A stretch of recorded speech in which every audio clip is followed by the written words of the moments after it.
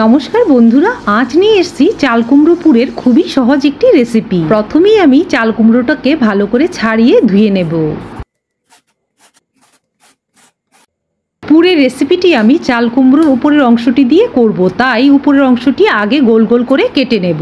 এবার গোল গোল চাল কুমড়োর পিসগুলোর মাঝখান দিয়ে চিড়ে নেব। এবার পরিমাণ মতো নুন, হলুদ আর সামান্য জল দিয়ে কিছুক্ষণের জন্য চাল কুমড়োর টুকরোগুলোকে ভাপিয়ে নেব। এই যে চাল কুমড়োটা ভাপানো হয়ে গেছে। এবার পুরের জন্য আমি নিয়ে নেব কিছুটা পরিমাণে সর্ষে আর পছন্দের ঝাল অনুযায়ী কাঁচা লঙ্কা। এখানে সর্ষে আর কাঁচা লঙ্কাগুলোকে খুব কম জল দিয়ে শুকনো শুকনো করে বেটে নিয়েছি।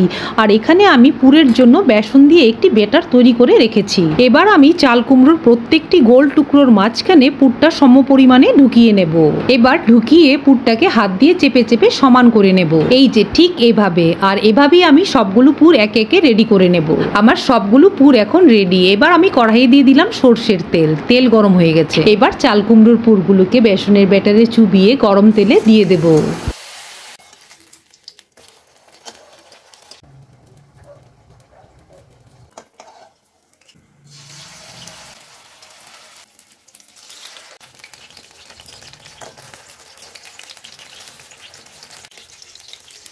এবার হালকা আঁচে চাল কুমড়োর পুরের এপিট ওপিট লাল লাল করে ভেজে নামিয়ে নেব।